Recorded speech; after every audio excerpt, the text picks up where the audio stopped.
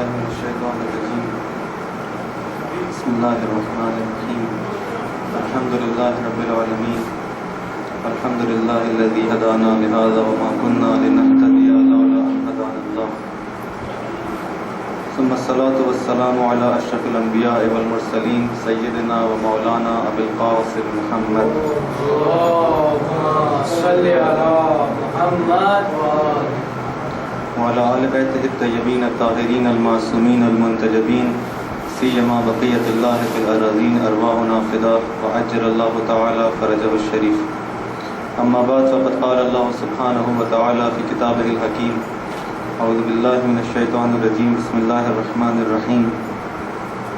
أنزل من السماء ماء فصالت أودية بقدرها فاحتمل السيل زبدا رابيا ومما يوقدون عليه في النار ابتغاء حلية ومتاع زبد مثله كذلك يضرب الله الحق والباطل فأما الزبد فيذهب جفاء وأما ما ينفع الناس فيمكث في الأرض كذلك يضرب الله الأمثال. درود بھیجئے محمد و آل محمد. اللهم صل على محمد.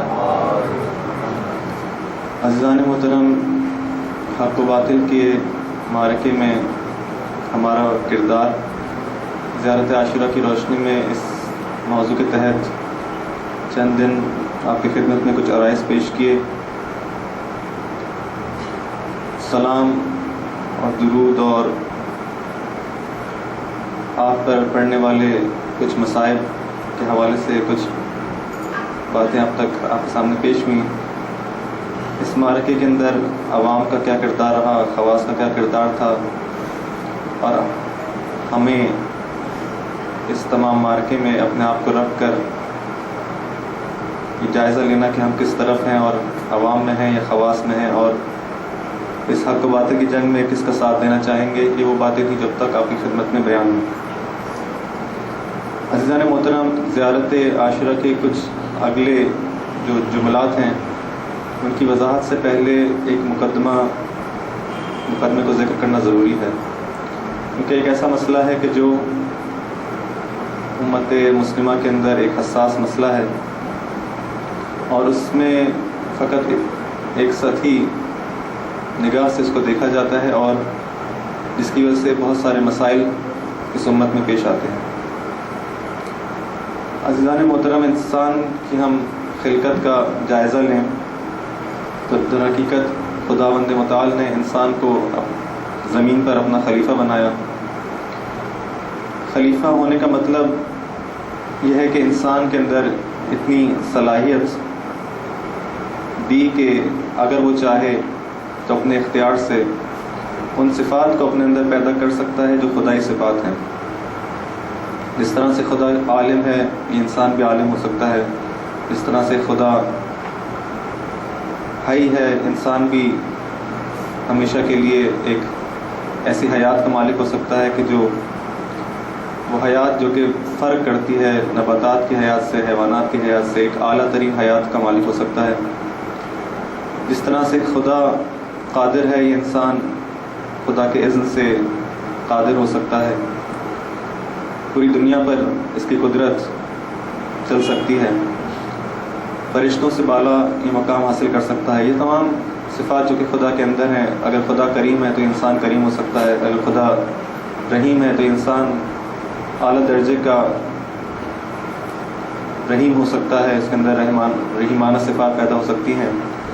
اگر خدا نور ہے تو اس کا پورا وجود نورانی ہو سکتا ہے. یہ تمام صفات جو ہیں جیسے جیسے انسان کے اندر پیدا ہوتی ہیں، ہم کہتے ہیں کہ یہ انسان خدا سے نزدیک ہوتا جا رہا ہے، اور ایک مرحلہ آتا ہے کہ اس مرحلہ خلافت تک پہنچ جاتا ہے، مرحلہ ولایت تک پہنچ جاتا ہے.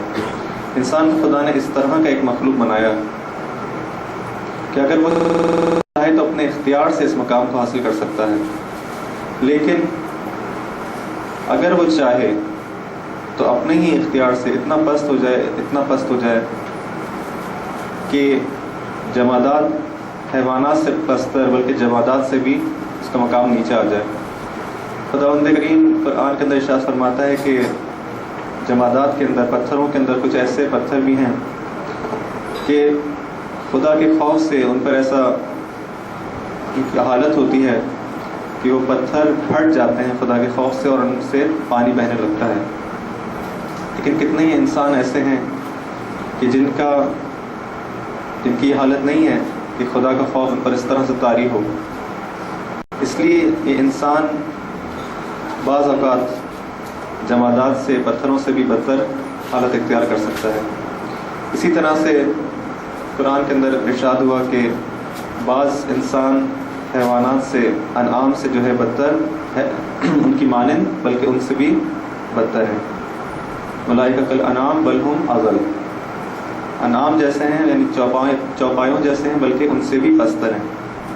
بس اس پوری عالم ہستی کے اندر اگر ہم کہیں کہ پسترین مخلوقات وہ ہیں کہ جن کے اندر کوئی حیات نہیں ہے، بے جان مخلوقات ہیں جیسے پتھر ہیں، اور اگر بالا ترین مخلوقات خدا کے بعد اگر کسی کو دیکھا جائے، اگر ہم انسان کو ہٹا کے فرض کریں تو اگر ہم کہتے ہیں کہ یہ فرشتے ہیں کہ جو پوری کائنات کا اختیار اپنے ہاتھ میں لیے ہوئے ہیں خدا کے اذن سے، تو اس انسان کا مقام اگر وہ چاہے تو خود اپنے اختیار سے فرشتوں سے بالاتر ہو سکتا ہے، اگر وہ چاہے تو جمادات سے بھی پستر ہو سکتا ہے. یہ اس کے اپنے اختیار میں ہے. لیکن خداوند متعال نے چاہا یہ ہے کہ انسان اس سفر کو خود طے کرے، گرچہ اس کے اندر مشکلات ہیں، گرچہ اس کے اندر مصائب ہیں، لیکن اپنے اختیار سے یہ سفر کمال کی جانب اختیار کرے اور خلافت کی منزل پر، خلافت الہی کی منزل تک پہنچ سکے.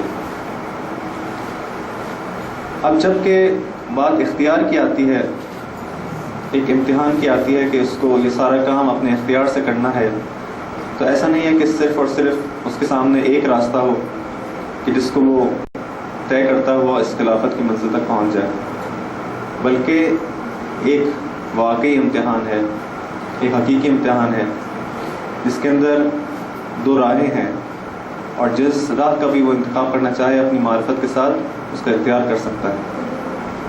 اس کام کے لیے خداوند متعال نے فرشتوں کو بھیجا، انبیاء کو بھیجا، رسول کو بھیجا، مختلف آسمانی کتابوں کو بھیجا کہ اس انسان کی ہدایت کی جا سکے تاکہ وہ اپنے کمال حقیقی تک، اپنے مقام حقیقی تک پہنچ سکے.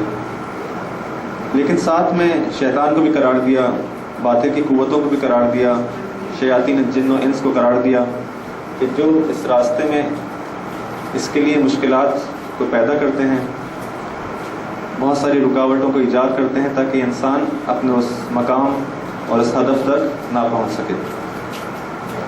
اور ایک ایسا امتحان اس دنیا میں اس کے لیے قرار دیا کہ اگر انسان تھوڑا بھی غافل ہو جائے اپنے ہدف سے، اپنے مقام سے، تو انسان کبھی بھی اس امتحان میں کامیاب نہیں ہو سکے گا. ایک سخت امتحان اس کے سامنے ہے. کیوں امتحان کیوں سخت رکھا؟ اس لیے کہ آپ جانتے ہیں کہ جب بھی کسی چیز کی قیمت و ارزش زیادہ ہوتی ہے، اس کو حاصل کرنے کے لیے اتنی ہی زیادہ قیمت ادا کرنی پڑتی ہے. جب ایک سستی سی چیز ہو جس کی کوئی خاص ویلیو نہ ہو تو انسان اس کو مفت بھی حاصل کر سکتا ہے، لیکن جب جتنی زیادہ چیز گراں قیمت ہو جاتی ہے اس کو حاصل کرنے کے لیے تگدو بھی اتنی ہی زیادہ کرنی پڑتی ہے. یہ مقام جو کہ خلافت الہی کا مقام ہے، یہ خدا کے بعد سب سے بڑا مقام ہے جو کہ اس عالم امکان میں فرض ہو سکتا ہے. اس سے بڑھ کر کوئی اور مقام نہیں ہے. خدا نے ایسے مقام پر انسان کو رکھا ہے. اب اس مقام تک پہنچنا آسان نہیں ہے. تقریباً جسے علماء نے کہا ہے تقریباً محال ہونے کے بعد اتنا سخت ہے کہ کہتے ہیں کہ ایسا ہی جیسے اس کو حاصل کرنا شاید ممکن بھی نہ ہو، لیکن ممکن ضرور ہے. لیکن اتنا مشکل ہے، اتنا سخت ہے اس تک پہنچنا کہ تقریباً ہم کہہ سکتے ہیں کہ ماحول ہے. ہاں، اس سے نزدیک جتنا ہم کوشش کریں اس مقام سے نزدیک ہو سکتے ہیں. وہ ہستیاں جو کہ اس مقام پر فائز ہیں وہ یہ 14 معصومین علیہ السلام ہیں. گرچہ یہ راستہ تمام انسانوں کے لیے کھلا رکھا گیا تھا، ایسا نہیں ہے کہ بعض انسانوں پر جبراً جو ہے ان کو اس مقام سے روکا گیا ہو، لیکن یہی وہ 14 ہستیاں ہیں، یہ 14 معصومین کی ہستیاں ہیں کہ جو اس امتحان میں کامیاب ہوتی ہیں اور اس مقام خلافت الہی تک پہنچ جاتی ہیں. باقی افراد بھی ہیں کہ جو ان کے نزدیک پہنچتے ہیں، اور جیسے جس کا ہمت ہے، جیسے جس نے قربانیاں دی ہیں، اس مقام سے نزدیک ہوتا جاتا ہے۔ لیکن جو چیز بیان کرنے کی اصل جو ہدف ہے بیان کرنے کا وہ یہ ہے کہ بس جیسے جیسے انسان اس کمال کا جس کو خدا نے رکھا ہے اس مقام کے اندر، اپنی ذات کے اندر، اور اپنی ذات کی جانب ایک کشش انسان کے اندر ودیت کی ہے فطرت کے نام سے، اور کہا کہ الہمہا فجورہا و تقواہا، ہم نے اس کو راستہ بتا دیا ہے، اچھائیوں کا راستہ بھی بتا دیا ہے، برائیوں کا راستہ بھی بتا دیا ہے، اس کو یہ بھی بتا دیا ہے کہ کیا چیز کمال ہے اور کیا چیز پستی ہے، کس کی جانب اس کو حرکت کرنا ہے اور کس سے اس کو پرہیز کرنا ہے، اس سے دوری اختیار کرنی ہے۔ اس راستے کو انسان کو جب بتا دیا جاتا ہے، اب یہ انسان علم حاصل کرتا ہے، معرفت حاصل، سب سے پہلا مرحلہ اس کا اس راستے میں قدم رکھنے کا اور اس کمال تک پہنچنے کا یہ ہے کہ سب سے پہلے علم حاصل کرے، کیونکہ جب تک انسان کو علم نہ ہو تو وہ کیسے کسی جانب حرکت کرے گا، اس کو اس جانب حرکت کرنا ہے اس جانب اسے معلوم نہیں۔ ایک بنیادی علم الہام کی صورت میں ضرور انسان کو عطا کیا گیا ہے، لیکن ایک تفصیلی علم، جزیات کے ساتھ کا علم اسے خود حاصل کرنا ہے، جس کے لیے اس نے انبیاء اور رسول کو بھیجا، قرآن کو بھیجا، مختلف کتابوں کو بھیجا، تاکہ اس مزید تفصیلی علم حاصل کرنے کے لیے اس کی کمک اور ہیلپ کی جا سکے۔ اس طرح یہ انسان کا سفر شروع ہوتا ہے، وہ علم حاصل کرتا ہے، معرفت حاصل کرتا ہے۔ جب معرفت حاصل کرتا ہے تو اس کو معلوم ہو جاتا ہے کہ ہاں یہ شے مجھے کمال کی جانب لے جائے گی، یا یہ وہ ہستی ہے کہ جو باکمال ہے اور جسے مجھے اپنی زندگی کے اندر فالو کرنا ہے، کہ اگر میں اپنے سے باکمال اس ہستی کو فالو کروں تو میں بھی آہستہ آہستہ کمال کی جانب جا سکتا ہوں۔ لیکن عزیزان محترم، ایسا نہیں ہے کہ ہم جب بھی علم حاصل کرتے ہیں، پہلے مرحلے میں ہمارے پاس کچھ معلومات آتی ہیں، ہم تفکر کرتے ہیں، فکر کرتے ہیں اور علم کے مقام تک پہنچ جاتے ہیں۔ کیونکہ یہاں پہ ایک نقطہ عرض کرتا چلوں کہ علم وہ نہیں جو ہم سمجھتے ہیں کہ انفارمیشن جو ہمارے ذہنوں میں آ رہی ہے وہ علم ہے، اسے ہم علم نہیں کہتے، یہ معلومات ہیں۔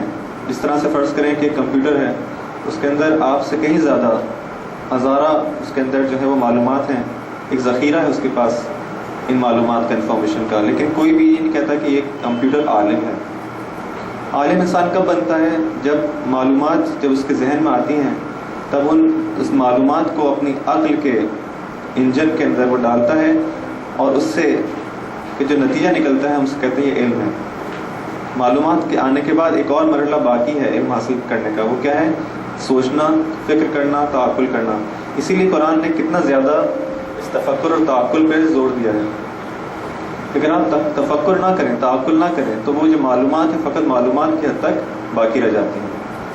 کب انسان علم حاصل کر پاتا ہے؟ جب وہ معلومات کے بعد تفکر کرتا ہے۔ جب تفکر کرتا ہے تو خدا ہے کہ جو اس کے دل میں ایک نور پیدا کرتا ہے، جسے ہم علم کہتے ہیں۔ روایت میں آیا ہے کہ علم جو ہے وہ کیا ہے؟ ایک نور ہے کہ خدا جس کے دل میں چاہے وہ ڈال دیتا ہے۔ اس کا مطلب ہے کہ علم کا حاصل کرنا، ہم فقط علم کا زمینہ فراہم کر سکتے ہیں۔ ہمارے اختیار میں یہ چیز ہے کہ ہم ایسے کام کریں کہ ہمارا قلب آمادہ ہو جائے علم کے لیے، لیکن علم کیا ہے؟ پھر خدا بند متعال کی جانب سے انسان کو عنایت ہوتا ہے۔ یہ ایک ایسا نور ہے کہ جو انسان کے راستے کو پھر روشن کر دیتا ہے، اور پھر وہ فرق کر پاتا ہے حق اور باطل کے درمیان۔ جب اس کے سامنے راستہ روشن ہوتا ہے تب وہ دیکھتا ہے کہ ہاں میرے آگے جو لوگ ہیں وہ مجھ سے باکمال تر ہیں، اور اسی طرح سے ان کو دیکھتا ہے۔ جب دیکھتا ہے کہ مجھ سے زیادہ کمال پر فائز ہے تو ان کی نسبت اس کے دل میں ایک محبت پیدا ہوتی ہے، کیونکہ انسان کیا ہے؟ در حقیقت کمال کا طالب ہے۔ جس شخص کو بھی دیکھتا ہے کہ مجھ سے زیادہ باکمال ہے، خود بخود اس کے دل میں اس کی نسبت ایک محبت پیدا ہو جاتی ہے۔ یہ ایک آٹومیٹک ایک پروسیس ہے۔ ایسا نہیں کہ کوئی آپ کو آ کے کہے کہ اس شخص سے اب تم کو محبت کرنی ہے، اس ذات سے آپ کو محبت کرنی ہے، اس مقام سے آپ کو محبت کرنی ہے۔ انسان اگر اپنے اس پہلے پروسیس کے اندر اس معلومات جب اس کے ذہن میں آتی ہیں اور جب وہ تفکر کرتا ہے، اگر اس میں کہیں خطا کر بیٹھے اور غلط چیز کو کمال سمجھ بیٹھے تو یہاں پہ اس کا پورا راستہ جو ہے وہ غلط سمت میں جا سکتا ہے۔ انسان اکثر اسی چیز کا کہ اشتباہ میں مبتلا ہوتا ہے۔ کوئی انسان ہے جو کہ مقام کو، ایک دنیاوی مقام کو جو ہے کمال سمجھتا ہے، ایک انسان جو ہے دولت کو کمال سمجھتا ہے، ایک انسان جو ہے شہرت کو کمال سمجھتا ہے، اس کی جانب حرکت کرنا شروع کرتا ہے۔ لیکن قرآن کے اندر عجیب تعبیر ہے۔ اس کی مثال اس طرح دیتا ہے کہ جیسے کہ انسان جو ہے وہ صحرا کے اندر ہے اور اس دھوپ کے اندر پیاس کی شدت کے اندر سفر کر رہا ہے، اور جیسے جیسے سفر کرتا ہے اس کے اوپر پیاس کا غلبہ زیادہ سے زیادہ ہوتا ہے. اور چونکہ صحرا ہے تو صحرا کے اندر ایک اس طرح کا ایک پدیدہ ہے، ایک اس طرح کی ایک فزیکل ایک چیز رکھی گئی ہے کہ جب سورج کی روشنی وہاں پہ پڑتی ہے اس میدان کے اوپر تو دور سے اس کا ایسا نظر آتا ہے کہ وہاں پہ آگے پانی موجود ہے، اور یہ شخص اس پانی کی تلاش میں آگے بڑھتا ہے، اور جیسے جیسے آگے بڑھتا ہے اس کی تھکن میں مزید اضافہ ہوتا ہے، مزید پیاسا ہوتا ہے، اور یہ آگے بڑھتا چلا جاتا ہے، چلتا چلا جاتا ہے، لیکن وہ دیکھتا ہے کہ وہ پانی جو ہے وہ دور سے جیسے جیسے وہ آگے بڑھتا ہے وہ پانی بھی اور دور آگے بڑھ رہا ہے، وہ کبھی بھی اس تک نہیں پہنچ پاتا. کیوں؟ اس لیے کہ پانی نامی کوئی چیز وہاں پر موجود نہیں ہے. یہ فقط اس کا ایک خیال ہے، اس کا ایک گمان ہے. ہماری زندگیاں بھی کبھی اس کو ہم کہتے ہیں سراب ہے، اسی سراب میں مبتلا ہو جاتی ہیں. ہم سمجھ رہے ہیں کہ وہ چیز جو کہ میرے سامنے ہے وہی کمال ہے، وہی کمال ہے، میں اس کے پیچھے جاتا ہوں. اس کو ایک تو یہ کہ میں اس کو کبھی حاصل کر نہیں سکوں گا. فرض کریں کہ اگر میں اس کو حاصل کر بھی لوں گا تو اس کو معلوم کیا ہوگا کہ یہ حقیقتاً کیا ہے، کچھ بھی نہیں ہے. اگر میں شہرت کو اپنا کمال سمجھتے ہوئے حاصل کر بھی لوں تو جب انسان اس کو حاصل کرتا ہے تو آپ دیکھتے ہیں کہ وہ لوگ جو مثلا شہرت میں فائز ہو جاتے ہیں ان کے اندر پھر بھی ایک تشنگی باقی رہ جاتی ہے. کیوں؟ کیونکہ وہ اصل پانی نہیں تھا جو اس کی پیاس کو بجھا سکے، وہ اب بھی تشنا ہوتا ہے. پھر کہتا ہے نہیں یہ چیز نہیں تھی جس کو میں حاصل کرنا چاہ رہا تھا. وہ کسی اور چیز کے پیچھے جاتا ہے، پھر کسی چیز کو اپنا آئیڈیل بناتا ہے اور کمال سمجھتا ہے، اور فرض کریں وہاں تک پہنچ جائے تب بھی کہتے ہیں نہیں یہ میری تشنگی کو بجھانے کے لیے کافی نہیں ہے. بس انسان جب معلومات اس کے پاس آئیں اور وہ تفکر کرے، تعقل کرے، تو خدا سے توفیق اس بات کی دعا کرے کہ خدا صحیح علم اس کو عطا کرے تاکہ صحیح راستے کا انتخاب کر سکے، ایسے افراد کو، ایسی چیزوں کو، ایسے مقام کو اپنا ہدف اور اپنا کمال قرار دے سکے کہ جن کے پیچھے جائے تو واقعی اس کی تشنگی جو ہے وہ ختم ہو سکے. بس دوبارہ اپنے موضوع کی طرف آتے ہیں کہ انسان اس راستے میں جب سفر اختیار کرتا ہے اپنے آگے سے جن لوگوں کو دیکھتا ہے تو دیکھتا ہے کہ یہ لوگ باکمال ہیں. بس خود بخود اس کے اندر ان کی نسبت ایک محبت پیدا ہوتی ہے، اور محبت کا ایک عملی ایک لازمہ کیا ہے کہ انسان اپنے محبوب کی اتباع اور پیروی کرتا ہے. یہاں پر بھی ضروری نہیں، نہ فقط ضروری نہیں بلکہ اصلاً لازم نہیں ہوتا کہ کوئی آپ کو آ کر کہے اور آپ کا ہاتھ پکڑ کہ آپ کو اس بات پہ جو مجبور کیا جائے کہ آپ کو اس کی پیروی کرنی ہے. جب انسان کو کسی سے محبت ہو جاتی ہے تو خود بخود اس کا ایک آٹومیٹک ایک رزلٹ یہ ہے کہ وہ انسان جو ہے جو محب ہے اپنے محبوب کی پیروی کرنے لگتا ہے. جیسا وہ زندگی گزارتا ہے ایسی زندگی اس کی بھی وہ چاہتا ہے کہ میں بھی ایسی ہی زندگی گزاروں. جس چیز کو ہم اپنی عام زندگی میں بہت زیادہ مشاہدہ کرتے ہیں. اگر ہم کسی کو اپنا محبوب بنا لیں، اب چاہے وہ صحیح بنائیں یا غلط بنائیں، وہ محبوب حقیقی ہو یا محبوب مجازی ہو، جو بھی ہو انسان خود بخود اس کے پیچھے چلتا ہے. ہمارے جوانوں میں، نوجوانوں میں کتنی زیادہ چیز، بلکہ ہر انسان کے اندر چاہے وہ کسی بھی سن کے کسی بھی مرحلے میں ہو، یہ چیز ہم بغور دیکھ سکتے ہیں کہ جس کو اپنا آئیڈیل بنا لیتے ہیں تو ان کا رہنا سہنا سب کچھ اس آئیڈیل کے مانند ہونے لگتا ہے. وہ چاہتے ہیں کہ اس کو کاپی کر سکیں چاہے ظاہری حد تک ہی کیوں نہ ہو. جس حد تک ان کے لیے ممکن ہوتا ہے اس کو کاپی کرتے ہیں. کبھی کوئی شخص جو ایک جوان جو ہے کسی فٹ بال پلیئر کو جو ہے اپنا آئیڈیل بناتا ہے تو جیسا اس کا رہنا سہنا ہے، جیسے اس کے بال ہیں، جیسے اس کے کپڑے ہیں، جیسا اس کا بولنے کا سٹائل ہے، جیسے سب کچھ وہ چاہتا ہے کہ میں بھی اس طرح سے اپنی زندگی کو اس محبوب کے مطابق مولڈ کر سکوں. لیکن ایک شخص ہے کہ جو ایک محبوب حقیقی کو جو واقعاً جس کے اندر یہ صفات ہیں کہ انسان اس کو اپنا محبوب بنائے، جب اس کو اپنا محبوب بناتا ہے تو اس کی زندگی پھر اس کی طرح ہونا شروع ہو جاتی ہے. فقط ایک مشکل ہمارے ساتھ یہ پیش آتی ہے کہ انسان جب ایک ایسے معاشرے میں زندگی گزار رہا ہوتا ہے کہ جہاں پر کوئی بھی اس محبوب حقیقی کی معرفت حاصل نہ کر رکھتا ہو، سب لوگ ایک غلط چیز کو، ایک باطل چیز کو اپنا محبوب بنائے بیٹھے ہوں اور اس کے پیچھے جا رہے ہوں، تو جیسے ہی میں ایک صحیح ذات کو، ایک صحیح ہدف کو لے کے آگے بڑھتا ہوں تو ایک مختلف میری صورتحال ہوتی ہے اس معاشرے کے اندر. پھر مجھ جیسا کوئی پایا نہیں جاتا یا بہت کم افراد ہوتے ہیں. اب یہاں پہ مسئلہ اس کی اس طرح سے مثال لے لیتے ہیں جس کو امام علی علیہ السلام نہج البلاغہ میں بھی ارشاد فرماتے ہیں. مثال اس کی اس طرح سے کہ ایک شخص فرض کریں کہ کبھی ایک انسان کسی پاگل خانے میں جائے، وہاں پہ کچھ افراد ہیں جن کے کپڑے پھٹے ہوئے ہیں، عجیب و غریب حرکت کر رہے ہیں. کوئی شخص جو ہے یعنی ہم ایسی حرکتیں کر رہے ہیں کہ انسان جو ہے اس سے نفرت کرے اور اس سے جو ہے وہ دور بھاگنے کی کوشش کرتا ہے. ایسی حرکتوں میں وہ انسان جو ہے دیکھتا ہے کہ سارے کے سارے لوگ جو یہاں پہ ہیں ان حرکتوں میں مبتلا ہیں, ان کی یہ ظاہری حالت ہے. جیسے ہی وہ انسان فرض کریں ایک بہت ہی مہذب طریقے سے اس پاگل خانے میں وارد ہوگا, فرض کریں آ کے جو ہے سلام کرتا ہے, کچھ کرتا ہے, جیسے ہی وہ پاگل دیکھیں گے کہ یہ شخص جو ہے ایسا کام کر رہا ہے جو وہ نہیں کرتے, تو یہ پاگل اس شخص کو کہیں گے کہ عجیب پاگل انسان ہے. ان مجنونوں کے ذہن میں یہ شخص کیا ہوگا؟ سب سے بڑا مجنون ہوگا. کیوں؟ کیونکہ وہ ان سب سے مختلف ہے. وہ کہتے ہیں کہ انسان تو ایسے, ان کی نظر میں یہ انسان ایسے نہیں ہوتے, انسانوں کو ویسا ہونا چاہیے جیسے وہ خود ہیں. بس اگر ایک عقل مند انسان, ایک عاقل انسان, ایک پڑھا لکھا انسان, ایک مہذب انسان ان پاگلوں کے مجمع میں جا کر کوئی مہذبانہ حرکت بھی کرے گا تو کہا جائے گا کہ یہ پاگل ہے. مگر رسول خدا صلی اللہ علیہ وسلم کو نہیں کہا گیا کہ یہ مجنون ہے. کیوں مجنون کہا گیا؟ کیونکہ ان کے نزدیک یہ عجیب باتیں کر رہا ہے. ہم اس کو کہہ رہے ہیں کہ تمہارے ایک ہاتھ پہ ہم چاند رکھتے ہیں, ایک ہاتھ پہ سورج رکھتے ہیں. یعنی کیا ایک ہاتھ پہ چاند ایک ہاتھ پہ سورج, یعنی پوری دنیا تم کو دینے کو تیار ہے. تم فقط یہ نہ کہو کہ خدا ایک ہے اور اس کی پرستش کرو. اپنے اس ایک کلمے سے جو ہے پیچھے ہٹ جاؤ. ہم تو تم کو پوری دنیا دینے کو تیار ہیں.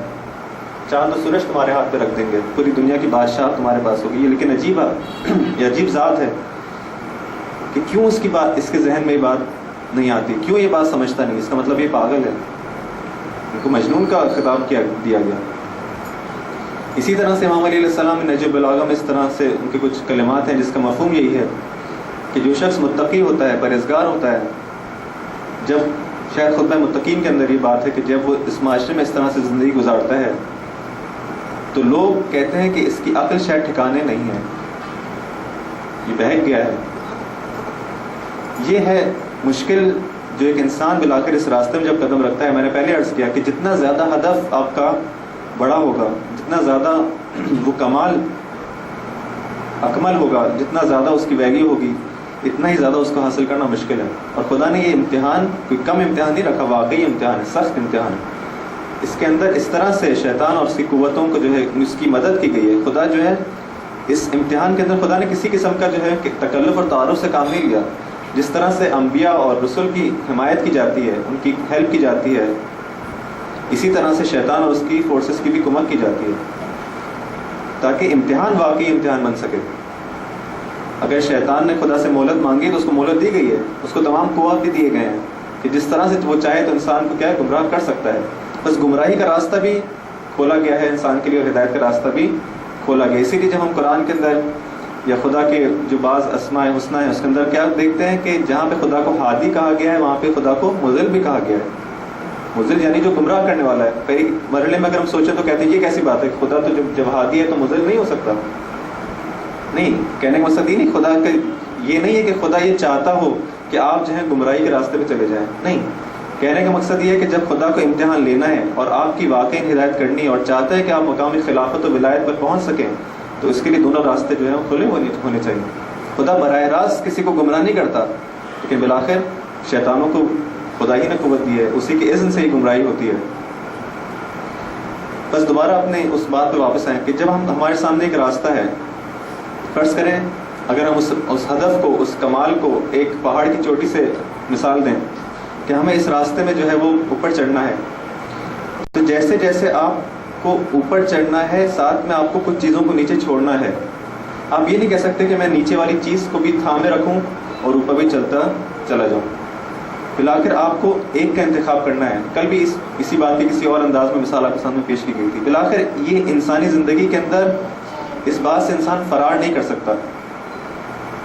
بالآخر اس کو چیزوں کو چھوڑنا ہوگا تاکہ وہ اوپر کی جانب جو ہے وہ سیر اور حرکت کر سکے. اسی چیز کا نام جو ہے وہ ہمارے دینی اصطلاح کے اندر تولا اور تبرہ ہے.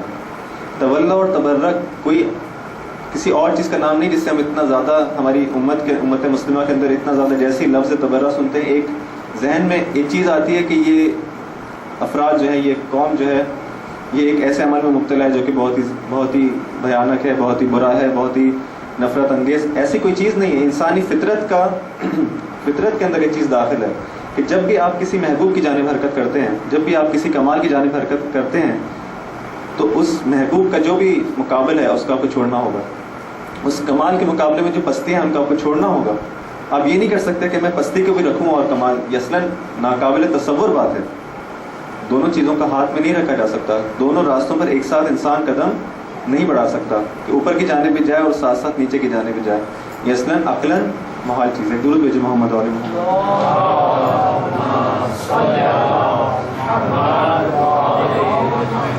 اس چیز کو جو ہے وہ اسلام کے بنیادی ترین آپ کہہ سکتے ہیں پرنسپلز میں سے قرار دیا گیا. ان اعبدوا اللہ واجتنبوا الطاغوت. جو اہم ترین جس کو ہم کہہ سکتے ہیں اسلام کے اصولوں میں سے ہے کہ خدا کی عبادت کرو، لیکن ساتھ میں کیا کہا؟ واجتنبوا الطاغوت. لیکن طاغوت سے اجتناب اختیار کرو. لا الہ الا اللہ کے اندر کیا چیز ہے؟ یہی چیز جو ہے وہ ریفلیکٹ ہو رہی ہے کہ آپ کو خدا کے علاوہ جو دوسرے جتنے بھی معبود ہیں، جتنے بھی محبوب آپ کے ہیں، جتنے بھی کمالات جو اپنے تصور کر لیے ہیں اپنے لیے، آپ سب کو پہلے نگیٹ کریں گے، سب کی پہلے نفی کریں گے، تب جا کے آپ خدا تک پہنچ سکتے ہیں. اگر خدا کی عبادت کرنا چاہتے ہو تو واجتنبوا الطاغوت. طاغوت کیا چیز ہے؟ ہر وہ چیز جو کہ خدا کے مقابلے میں ہو، ہر وہ نظام جو کہ خدا کے مقابلے میں ہو، اسے ہم طاغوت کہتے ہیں. اگر آپ الہی نظام کے پیچھے جانا چاہتے ہیں تو آپ کو طاغوتی نظام یعنی غیر خدائی نظام، ہر وہ نظام جو کہ آپ کو خدا اگر ایک چیز کہہ رہا ہے وہ اس کے مقابلے میں کہہ رہا ہے، ہم یہ کہیں گے طاغوتی نظام، اس کو آپ کو چھوڑنا ہوگا. اگر آپ یہ نہیں چھوڑتے تو انسان کیا کر رہا ہے؟ کسی اور کو دھوکہ نہیں دے رہا، فقط اپنے آپ کو دھوکہ دے رہا ہے، اپنے آپ کو فریب میں ڈال رہا ہے. وہ کبھی بھی اس راستے کے اندر اس مقام تک جو اس کے لیے رکھا گیا ہے وہاں پر حرکت نہیں کر سکے گا. جب ہم دینی اب تک کی جو باتیں تھی ساری ایک فطریات سے مربوط ہیں. بلاخر ہر انسان جو کہ سلیم الفطرت انسان ہے، چاہے وہ کسی بھی دین کا ہو، مثلا کسی دین پر کو فالو نہ بھی کرتا ہو، اگر آپ اس کو یہ بات بتائیں گے کہ اگر تمہیں کسی جگہ تک، کسی کمال تک پہنچنا ہے تو پستیوں کو چھوڑنا ہوگا، تو کیا کوئی شخص اس بات کا انکار کر سکتا ہے؟ کوئی بھی اس بات کا انکار نہیں کرے گا. لیکن مشکل جب ہم دینی اصطلاحات کے اندر آتے ہیں اور اپنے دین کے اندر رہتے ہوئے اس بات کو مطرح کرتے ہیں، پیش کرتے ہیں، تو کیوں کچھ مشکلات ہمارے سامنے پیش آتی ہیں؟ اس لیے پیش آتی ہیں کہ بالآخر یہ تاریخ اسلام کے اندر کچھ ایسے واقعات پیش آئے کہ خدا نے جس راستے کو ہمارے لیے انتخاب کیا تھا کہ اس راستے پر چلتے ہوئے انسان جو ہے کمال تک پہنچ جائے گا، اور اس کو رسول خدا کے ذریعے ہم تک پہنچایا، اس دین کو کامل کیا، سب کچھ کیا، اور اس کے بعد جو ہے ایک راستہ معین کیا کہ اسی راستے کو آپ اگر اس پہ چلتے رہیں گے تو اس کمال تک پہنچنا یقینی ہے. جب یہاں پہ کچھ چینجز آتی ہیں اور انحراف پیدا ہوتا ہے، اب بعض افراد اس انحراف کو چھپانے کے لیے، اس پر پردہ ڈالنے کے لیے انہوں نے کہا کہ نہیں، یہاں پہ کوئی انحراف پیدا نہیں ہوا، جو کچھ ہوا وہ صحیح ہوا، جو جس راستے پر ہم ہیں وہ صحیح راستہ ہے. جب اس راستے کو کہتے ہیں وہ صحیح راستہ ہے، اور یہی وہ راستہ ہے کہ جو آپ نے بتایا تھا، آپ حضرت کی ذات ہم کو بتا کے گئی تھی، اور ہم نے اس میں کوئی کسی قسم کی جو ہے وہ ہم گمراہی کا شکار نہیں ہوئے. جب آپ دیکھتے ہیں کہ ٹھیک ہے، آپ کی بات ہم تسلیم کر لیتے ہیں کہ جیسا رسول خدا کے ذہن میں تھا اور جیسا خدا چاہتا تھا ویسا ہی ہوا، تو پھر آج یا اسی زمانے سے ہم کہہ لیں، پھر کیوں اتنی ساری مشکلات، مصیبتیں اس عالم اسلام پر آنا شروع ہو گئیں؟ کیوں اتنے سارے اختلافات، کیوں اتنی زیادہ تاریخ لکھی جانے لگی؟ اب آپ کو اس بات کا جواب بھی دینا ہے کہ جب سب کچھ صحیح تھا تو یہ گمراہیاں کہاں سے آئیں؟ جب سب کچھ صحیح تھا تو یہ ظلم کہاں سے آیا؟ جب سب کچھ صحیح تھا تو یہ 50 سال کے عرصے میں معاشرہ اتنا پست کیسے ہو گیا کہ نواسے رسول کو اس طرح سے جو ہے وہ شہید کیا گیا؟ بالآخر آپ کو ان سوالات کے جوابات بھی دینے ہیں. یہ بھی قبول نہیں کرنا کہ یہاں پہ کوئی گمراہی واقع ہوئی ہے. گمراہی کو دیکھ بھی رہے ہیں لیکن گمراہی کا انکار بھی کرنا ہے. اب ظاہری بات ہے یہ کام سخت ہے اور نہ ہونے والا کام ہے. یہ نہیں ہو سکتا کہ آپ اس میں فقط یہ کہ انسان اگر آپ اپنے آپ کو فریب دینا چاہے تو دے سکتا ہے، اس کے علاوہ کوئی اور چارہ نہیں ہے. خود برادران اہل سنت کی کتابیں مگر پڑھ نہیں ہیں اس بات سے کہ جو واقعات جو خود انہوں نے اپنی کتابوں میں لکھے ہیں، ان کی تاریخ کے اندر جن کو وہ خود معتبر جانتے ہیں. کل بھی آپ کی خدمت میں جو ابو موسیٰ اشعری کا واقعہ پیش کیا گیا، کیا وہ ایسا واقعہ نہیں ہے جو کافی ہو اس بات کے لیے کہ ہم دیکھ سکیں کہ کیا واقعات ہیں جو کہ اسلامی اس تاریخ کے اندر پیش آئے ہیں؟ خود جب وہ ان باتوں کو لکھتے ہیں اب ساتھ میں وہ ایک مشکل میں گرفتار ہو جاتے ہیں. اگر وہ کہتے ہیں کہ ہاں یہاں پہ کچھ مشکلات پیش آئی ہیں, ایک گمراہی بلا کر ایک انحراف وجود میں آیا تھا, تو ہم فوراً سوال کریں گے جب تم خود اس بات کے قائل ہو کہ یہاں پہ ایک انحراف وجود میں آیا ہے, یہاں پہ ایک گمراہی ہوئی ہے, تو پھر تم کیوں اس راستے کو فالو کرتے ہو؟ پہلا سوال ان سے یہ ہوگا. اس سوال کا جواب بھی وہ نہیں دے پاتے, تو آخر میں ان کے پاس یہی راستہ نکلتا ہے کہ وہ کہتے ہیں سب کچھ اچھا ہے, سب کچھ اچھا ہے. اس کا جواب وہ یہی تلاش کر پائے کہ یہ بھی اچھا ہے وہ بھی اچھا ہے. گرچہ دو فورسز جو ہیں وہ آمنے سامنے آ جائیں اور ایک دوسرے کے مقابلے پر آ جائیں اور ایک دوسرے کو قتل کرنے پر آمادہ ہوں, لیکن وہ لوگ جو کہ آمنے سامنے ہوں تو ایک دوسرے کو قتل کرنے پہ آمادہ ہیں, لیکن میں کہوں گا کہ نہیں, وہ بھی صحیح اور وہ بھی صحیح. اس نے اجتہاد کیا, ممکن اس سے خطا ہو گئی ہو, اس نے بھی اجتہاد کیا, اس سے ممکن ہے خطا ہو گئی ہو. اس ایک اجتہاد کے خطا کا نعرہ لگا کر آپ ساری چیزوں کا حل نہیں کر سکتے. اجتہاد کوئی ایسی چیز نہیں ہے کہ آپ کہیں کہ اس نے اگر اسی طرح سے ہے کہ اجتہاد جو بھی کرے اور خطا کر سکتا ہے تو آپ ہم کو ہی معاف کر دیں. ہم نے اس طرح کا اجتہاد کیا ہے, فرض کریں ہم نے اس طرح سے اجتہاد کیا ہے اور ہم لوگ ان چیزوں کے قائل ہیں, پھر کیوں ہمیں برا بھلا کہا جاتا ہے, پھر کیوں ہم پر کفر کے فتوے لگائے جاتے ہیں؟ اگر سب کو اختیار ہے اجتہاد کرنے کا اور سب اس میں خطا کر سکتے ہیں تو اصلاً کوئی جسے کہتے ہیں کہ کوئی چیز باقی نہیں رہے گی, یہ زمین آسمان سب کچھ باقی نہیں بچے گا اس پرنسپل کے تحت. پھر آپ کس کو حق کہیں گے, کس کو باطل کہیں گے, کس کو ظالم کہیں گے, کس کو عادل کہیں گے؟ یعنی وہ دین جس کو خداوند متعال نے اپنے پیغمبر کے ذریعے اتنی زحمتوں کے ذریعے جو ہے وہ لایا, 23 سال انہوں نے زحمتیں برداشت کی اس معاشرے کو عادلانہ بنانے کے لیے, اس معاشرے کو ہدایت کے اس ٹریک پہ ڈالنے کے لیے. آپ اتنی آسانی سے کہ اجتہاد میں چاہیں تو غلطی جو کر سکتا ہے وہ معجور ہے, اس کو اجر بھی ملے گا ساتھ میں. یعنی اتنا ہی آسان تھا, اتنا ہی سمپل تھا یہ دین کہ جسے ہم نے اس طرح سے بنا دیا. بس ہماری تو یہ عقل اس بات کو قبول نہیں کرتی, ہماری فطرت اس بات کو قبول نہیں کرتی کہ دو فورسز ہوں آپس میں لڑ رہی ہوں, ایک دوسرے کے قاتل کے درپائے ہوں اور یہ بھی حق پر ہو اور وہ بھی حق پر ہو. بس ہم ایک اہم, ہمیں جو پرنسپل دیا گیا, ہماری فطرت نے بھی پرنسپل دیا, ہماری عقل بھی اس کی تائید کرتی ہے. قرآن سے ہم کو یہ پرنسپل ملا ہے, احادیث سے یہ پرنسپل ملا ہے, سیرہ رسول سے اور سیرہ ائمہ اطہار سے یہ پرنسپل ہمارے سامنے ہے کہ ہمیں ایک تولا اور تبرہ ہم کو بلا کر ہماری زندگی کے اندر ہونا چاہیے. اگر یہ نہ ہو تو ہم اپنے آپ کو فریب دے رہے ہیں, اس کے علاوہ اور کچھ بھی نہیں. تولا کیا ہے؟ انسان جو ہے بعض لوگوں سے دوستی کرتا ہے, اور دوستی جس طرح سے پہلے عرض کیا, دوستی کا لازمہ جو ہے وہ کیا ہے؟ پیروی ہے. وہ دوستی جو بغیر پیروی کے وہ در حقیقت کیا ہے؟ دوستی نہیں. اسی طرح سے دشمنی ہے, اور دشمنی کا لازمہ کیا ہے؟ دوری ہے. اگر دشمنی ہو لیکن دوری نہ ہو ان سے, تبھی وہ دشمنی نہیں. بس تولا اور تبرہ اس کے علاوہ کچھ بھی چیز نہیں ہے جس کو اتنا زیادہ بڑا بنا کے جو ہے ہمارے سامنے پیش کیا جاتا ہے, اور اس کی بنیاد پر کہ ہم تبرہ کے قائل ہیں, ہم پر مختلف جو ہے فتوے لگائے جاتے ہیں. ایک دو بجے محمد علیہ محمد.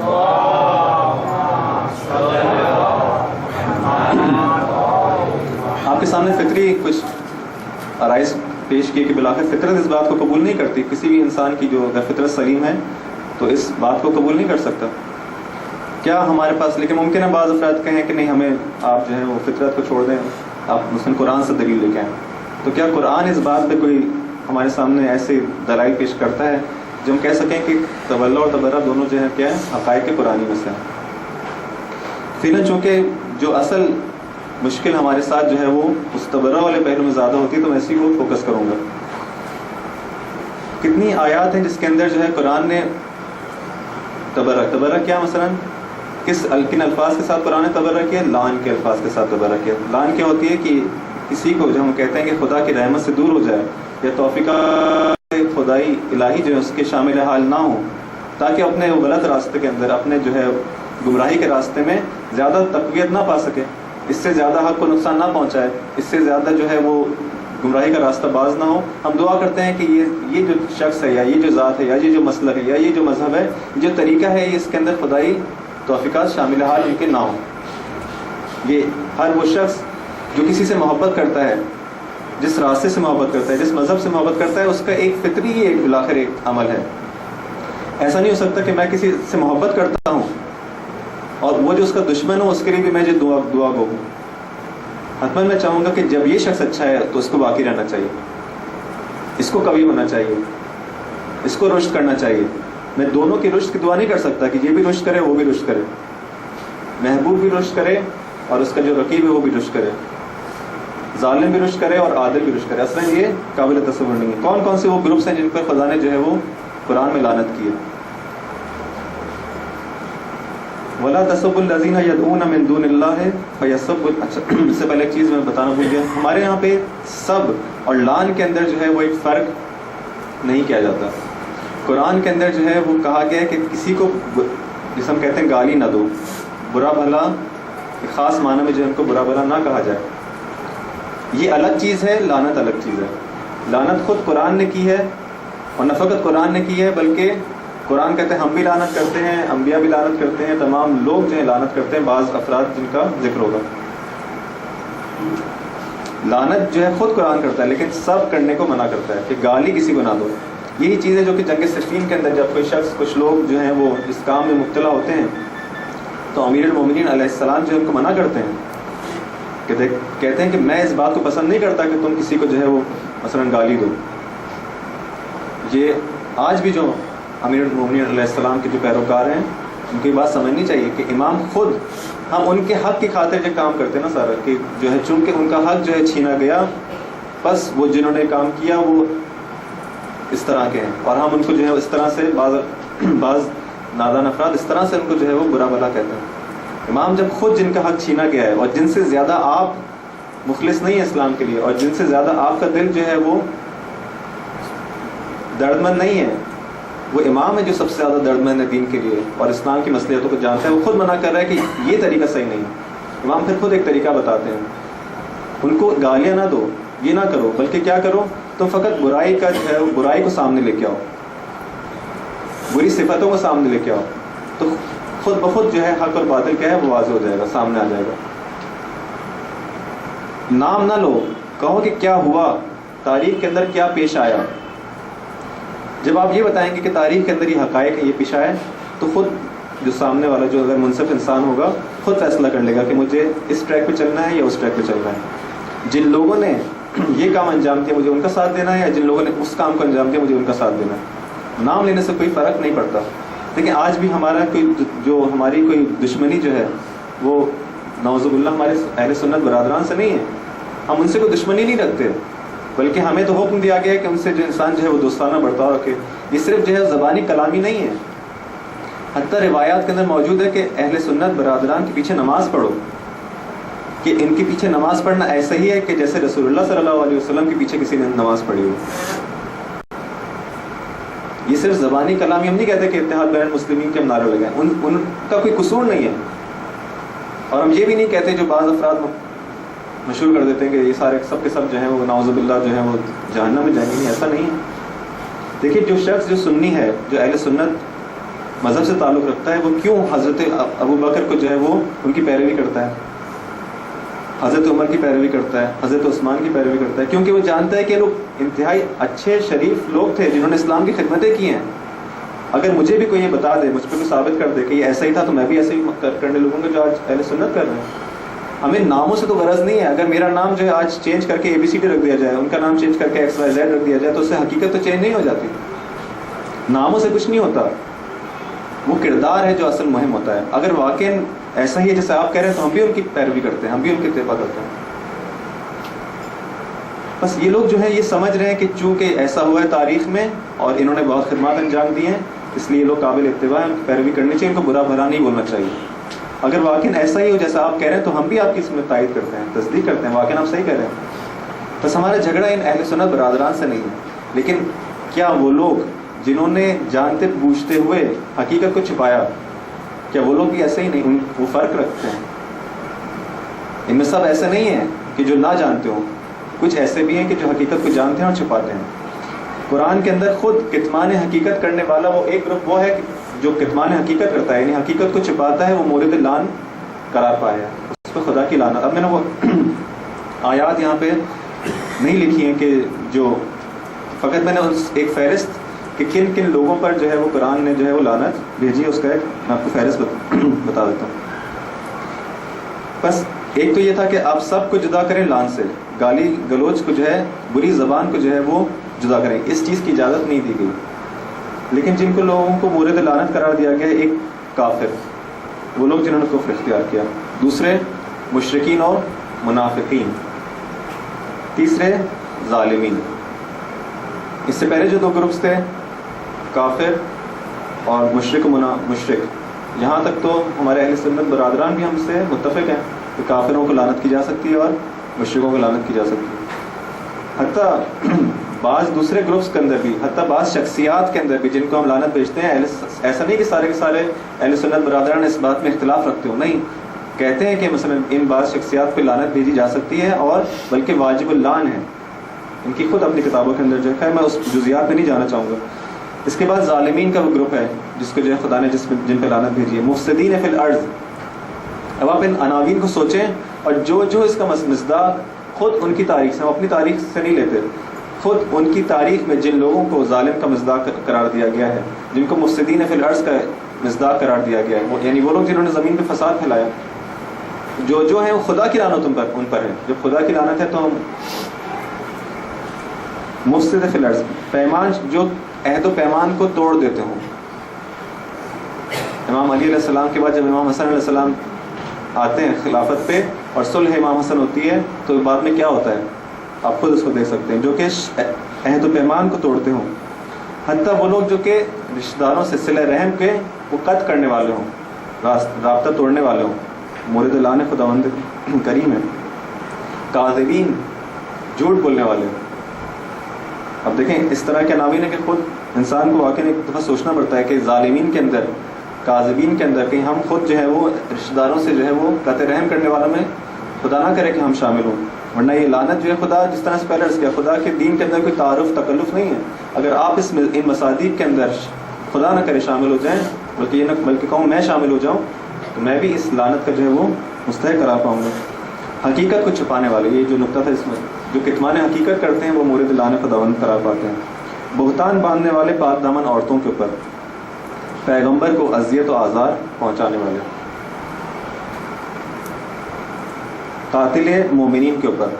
ان میں سے کتنے ہی عناوین ہیں کہ جو ان شخصیات کے اوپر صد درصد جو ہے وہ فٹ آ رہے ہیں کہ جن کو آپ کہتے ہیں کہ ان کو لعنت نہ کی جائے۔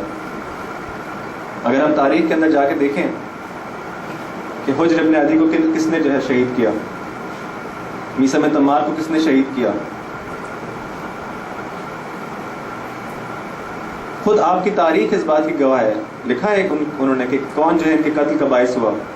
حضرت مالک اشتر کو کس نے شہید کروایا، امام حسن مجتبی کو کس نے شہید کیا، حضرت عمار یاسر کو کس نے شہید کیا، مگر یہ لوگ مومنین نہیں تھے، مگر یہ لوگ اصحاب نہیں تھے۔ ان میں سے بعض وہ لوگ تھے جو کہ صحابہ رسول ہونے کا درجے پہ فائز تھے، آپ سب کو چھوڑ دیں، مگر امام حسین علیہ السلام کے قتل میں کون لوگ شریک تھے؟ یعنی تاریخ ان تمام حقائق کو نہیں چھپا سکتی، اور اس نے نہیں چھپایا ہے، اور بالآخر بیان ہوا ہے، خود انہی کے ہاتھوں بیان ہوا ہے۔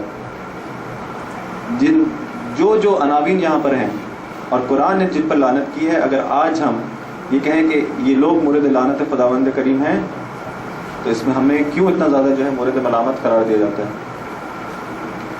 بس یہ وہ چیز ہے۔ البتہ یہاں تک کی بات ہے، یہ تو آسان ہے، ٹھیک ہے، ہم جو ہے وہ تولا بھی کرتے ہیں اور تبرہ بھی کرتے ہیں ان الفاظ کے ساتھ۔ ہم کہتے ہیں کہ ہاں ہمارے دین کے اندر تولا ہے اور ساتھ میں تبرہ بھی ہے، کیونکہ جب تک تبرہ نہ ہو تو وہ تولا بھی جو ہے اپنا معنی پیدا نہیں کرتا۔ دوستی بغیر دشمنی کے معنی نہیں رکھتی۔ جب آپ کسی ایک صفت سے، ایک ذات سے دوستی رکھتے ہیں تو اس کے مقابل جو ذات ہے یا جو صفت ہے خود بخود وہ مورد دشمنی قرار پاتی ہے۔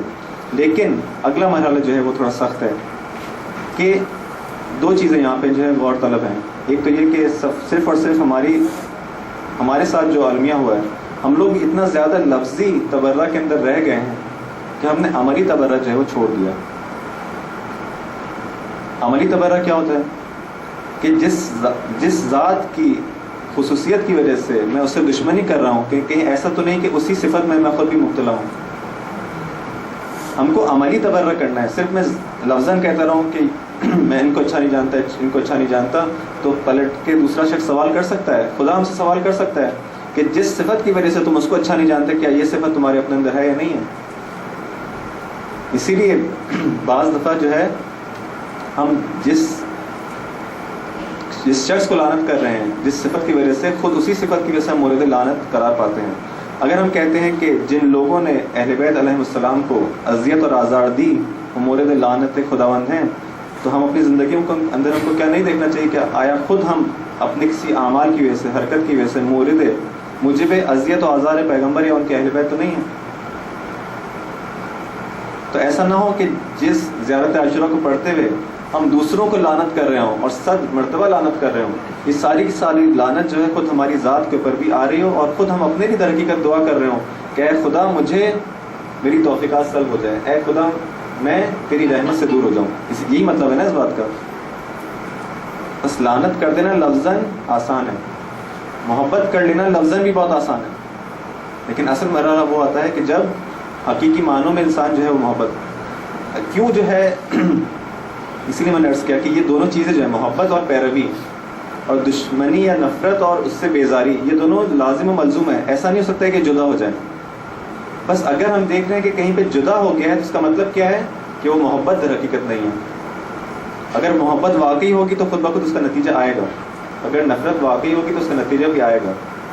بس اگر پیروی نہیں ہے تو در حقیقت وہ چیز ہی نہیں ہے جس کا میں ادعا کر رہا ہوں، وہ محبت ہی نہیں ہے جس کا میں ادعا کر رہا ہوں، یا در حقیقت مجھے نفرت نہیں ہے جس کا میں ادعا کر رہا ہوں۔ نام سے میں ممکن ہے نفرت کرتا ہوں، لیکن عملاً میں اسی شخص سے محبت کرتا ہوں کہ جس کو میں 100 دفعہ لعن کر رہا ہوں، جس کو 100 دفعہ جو ہے وہ میں اس سے بیزاری کا اعلان کر رہا ہوں۔ ایک درود بھیجیں محمد و آل محمد۔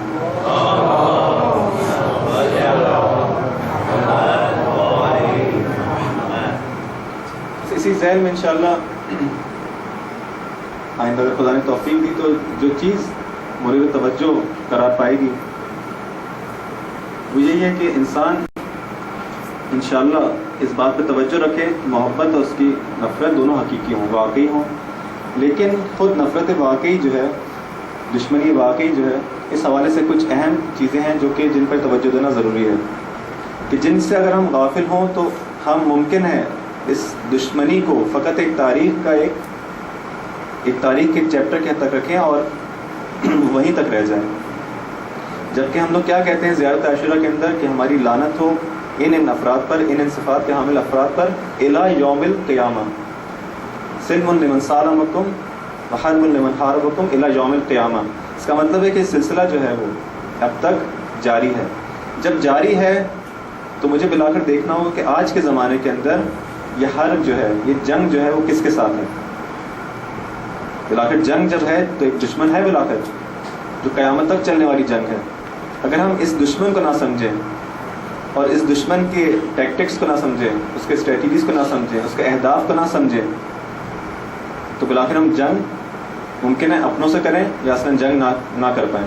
بلا کر جب آپ کو معلوم ہوگا کہ آپ کو جنگ کس کے ساتھ کرنی تو آپ اس کی جنگ پہ جائیں گے، اور جب آپ کو معلوم ہوگا کہ اس دشمن کے جنگ کے اندر کیا حربیں ہیں جو وہ استعمال کرتا ہے، تب آپ جا کے اس سے محفوظ رہ سکیں گے۔ اگر ہم غافل ہوئے تو بلا کر وہ ہم پر حربہ کر ہم پہ حملہ کر کے ہمیں نقصان پہنچائے گا اور ہمیں ختم کر سکتا ہے۔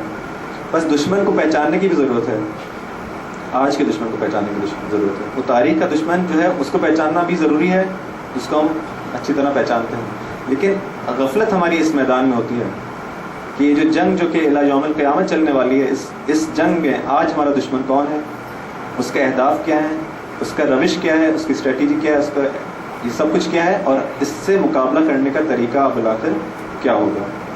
انشاءاللہ اگر خدا متعال نے توفیق دی تو اس موضوع پہ کچھ گفتگو کرنے کی کوشش کروں گے۔ درود بھیجیں محمد و آل محمد۔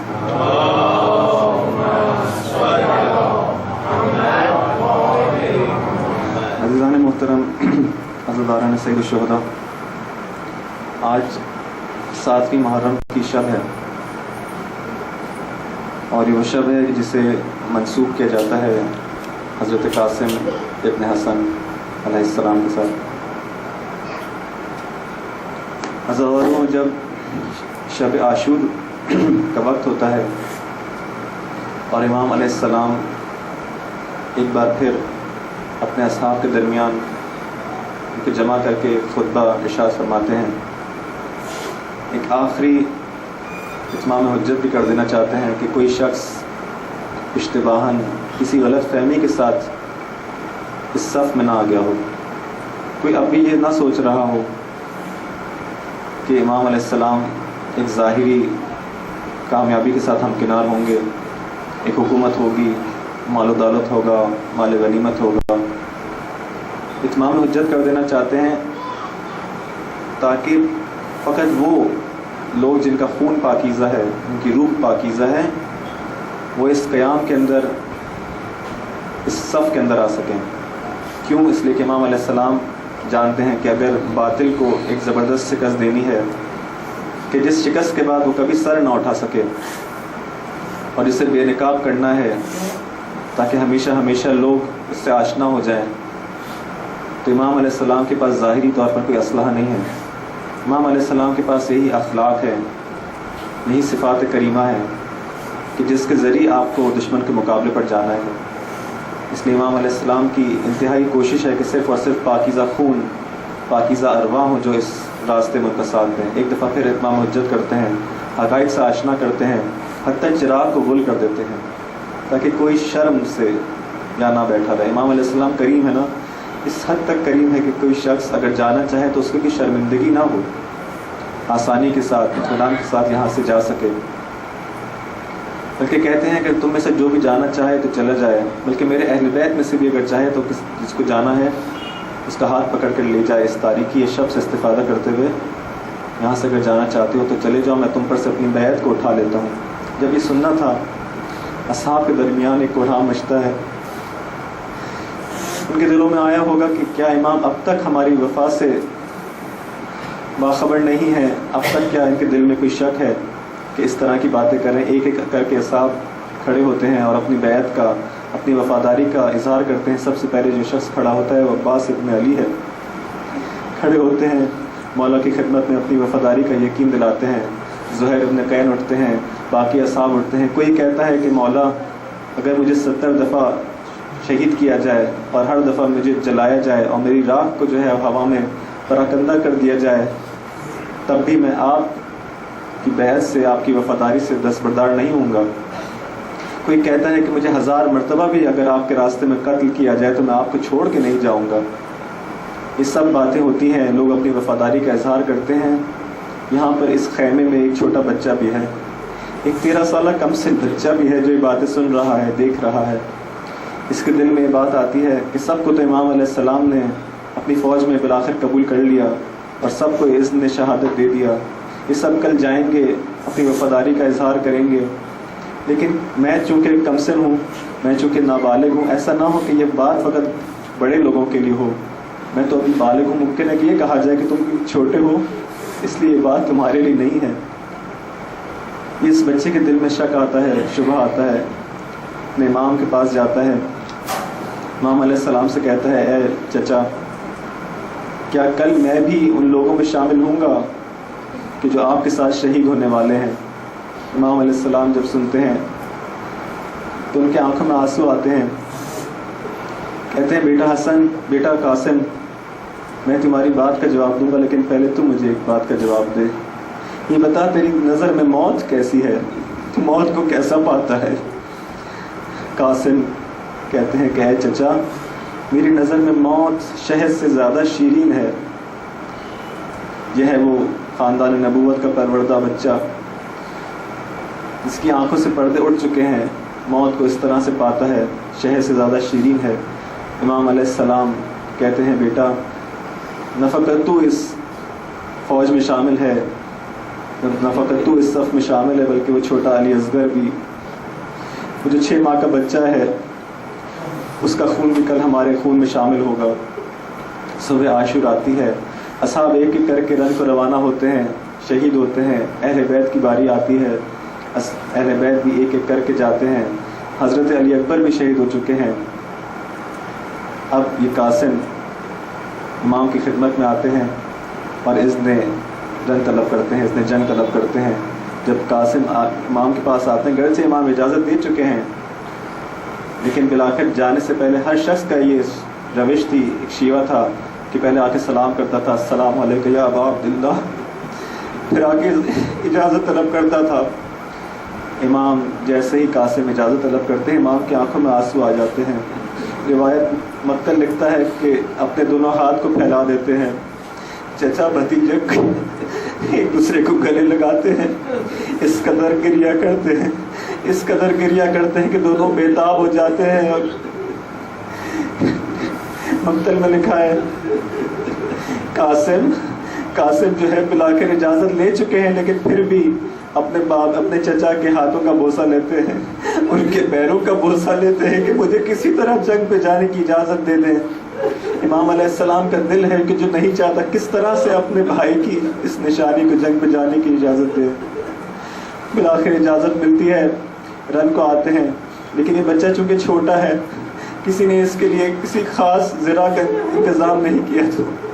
زرہ بڑے لوگوں کے لیے بنائی گئی تھی، وہ جو خود سر پہ پہنا جاتا ہے وہ بھی بڑے لوگوں کے لیے بنایا گیا تھا، نہ اس کے لیے کسی خاص قسم کے جوتوں کا انتظام کیا گیا تھا۔ یہ بچہ سر پہ امامہ باندھ کر آتا ہے، معمولی جوتے پہن کر سوار ہوتا ہے۔